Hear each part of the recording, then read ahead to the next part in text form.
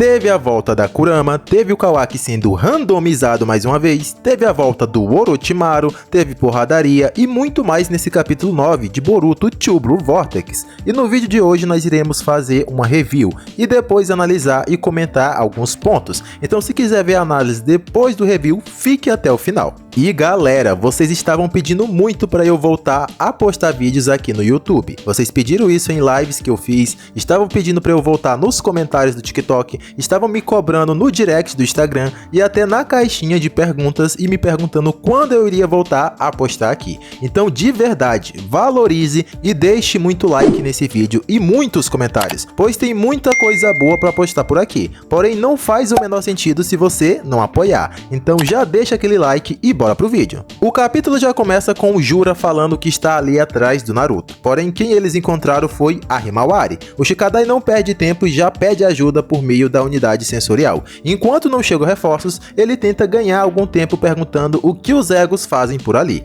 Nessa hora, o Jura revela ter um livro com algumas informações e lá tinha no caso as informações de quem era o time 10, o time Inushikasho. O Jura fala que no caso os negócios que ele tem a tratar são com Naruto e que ele não estava entendendo bem aquela situação. O Jura fala que foi até lá rastreando a Kyuubi e por isso achou que iria encontrar o Naruto. Porém isso na verdade os levou até a Himawari. Detalhe que embora o Jura seja o vilão, ele segue o padrão de ser educado. E sem perder tempo, o Jura ativa o Mokuton, que prende a Himawari, e o time 10 também não perde tempo e já entra em ação. Sem trocar nenhuma fala, o Shikadai usa sua sombra para forçar o Mokuton e assim o abrir, e libertar a Himawari. O Inojin usa um de seus desenhos para tirar a Himawari do alto do Mokuton e a Chocho já corre para segurar a Himawari e a impedindo de cair de mau jeito. O Jura fica maravilhado com o tamanho do trabalho em equipe, sem nem sequer trocarem uma única palavra. O Jura repete que só quer a Himawari, mas se ficarem no caminho dele, irão rodar. Nessa hora o Shikamaru entra em contato com o Shikadai e se atualiza da situação. Depois disso corta para o amado vendo a sua bela adormecida pelos olhos da Delta. E sim galera, agora virou moda para o Kawaki dormir a cada capítulo. Pra quem não está ligado, no último capítulo o Jura solou o Kawaki com apenas 2 ataques. Porém o mais interessante é que o amado não faz ideia de quem seja o Jura,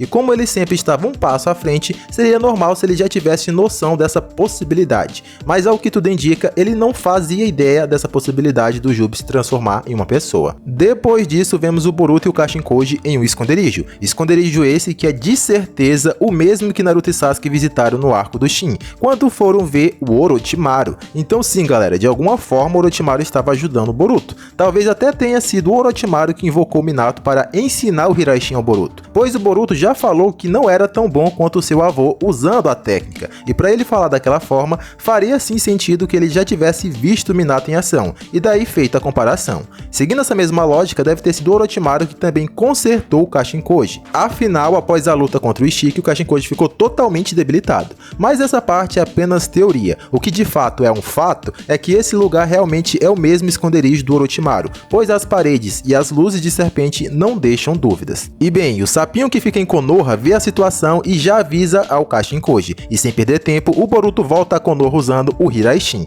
E galera, em menos de 24 horas o Boruto já foi em Konoha umas 3 vezes. Esse começo de time skip está bem agitado. Depois disso voltamos para o ego do Jubi Jura, que ainda não entende o porquê o chakra da Kyuubi está com a Himawari, mas que ainda assim quer a consumir de uma forma ou de outra. Depois de algum tempo, a bela adormecida acorda, falando que já se recuperou de quase todo o dano sofrido. E aqui tem uma fala interessante da Delta, que ela fala que o Kawaki sempre exagera por ter uma regeneração que o deixa quase imortal. E pode ter passado batido para muitos, mas eu achei isso aqui intrigante. Na minha opinião, é uma baita de uma hipérbole falar que o Kawaki tem uma regeneração tão boa assim, visto que ele nem sequer conseguia regenerar a própria mão, e precisou de uma prótese. E a regeneração dele no caso não vem do Karma, afinal o próprio Ishiki não tinha regeneração. O Kawaki apenas se regenera mais rápido porque o amado o modificou. Então falar que ele é quase imortal seria o suprassumo dos hipérboles, ou então o Kawaki teria que ter ganho algum tipo novo de regeneração nesse time skip. Depois disso, Boruto chega na vila e analisa a situação, constatando o ataque de Mokuton, e ele mostra certa familiaridade, o que pode reforçar mais ainda aquela ideia de que talvez o Boruto tenha treinado com os Hokages Edo Tenseis,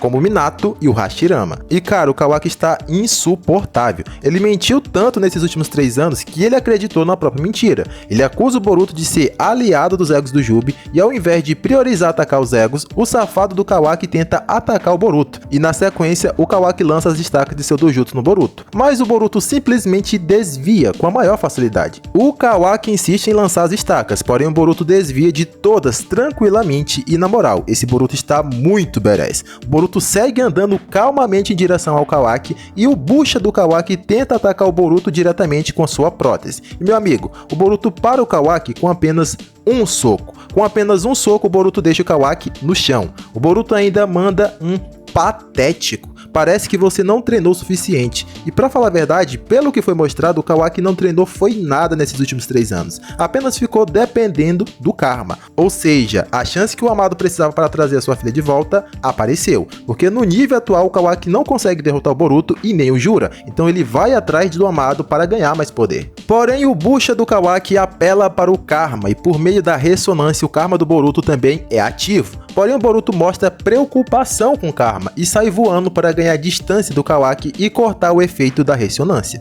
E pela reação do Boruto, ficou meio óbvio que ele não controla o karma. Depois disso, o time 10 paralisa o Jura com a sombra do Shikadai e mediante a isso o Jura faz uma Bijudama pelo olho. Isso é a cara do Kishimoto, cara, porque o cara adora fazer poderes oculares e ele não perdeu tempo e agora fez a Bijudama ser usada por um olho. Porém, como o Jura estava paralisado, a Chocho o empurra e salva a pele do Shikadai.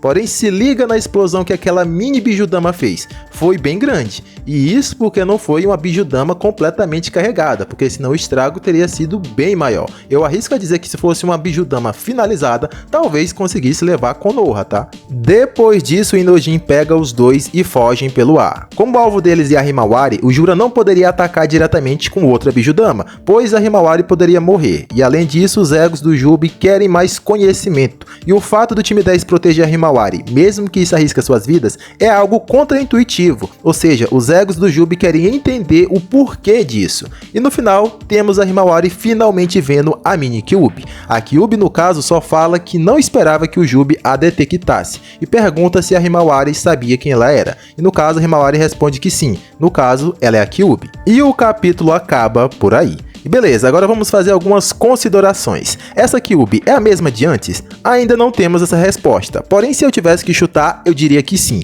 Isso porque ela não parece um filhote em si, ela parece a mesma Kyuubi de antes, só que em tamanho reduzido. Porém, não faria sentido a Kyuubi voltar na história agora, pelo menos não com o mesmo poder de antes. E por que não? Porque o Naruto tinha o poder total da Kurama e muita experiência com esse poder. E ainda assim, com a ajuda do Sasuke, ele não conseguiu fazer nada contra o Jigen. Já o Code sem os imitadores foi dito ser mais forte que o Jigen, e o Daemon simplesmente solou esse Code brincando. Porém, o mesmo Daemon que solou o Code e o chamou de fraco, também se surpreendeu com o poder da Himawari. Ou seja, ele se surpreendeu com o poder dessa mini Kyuubi. Porém, se a Kyuubi tivesse o mesmo poder de antes, isso não faria nenhum sentido. Então, o mais lógico é que quando as bijus voltam à vida, elas voltem com o dobro de poder, ou até mais que isso. E isso sim explicaria a Kyuubi, mesmo desse tamanho, impressionar o Daemon. E o Boruto superou Naruto Baryon, afinal ele desviou das estacas do Kawaki, e o dojutsu do Kawaki já está completo.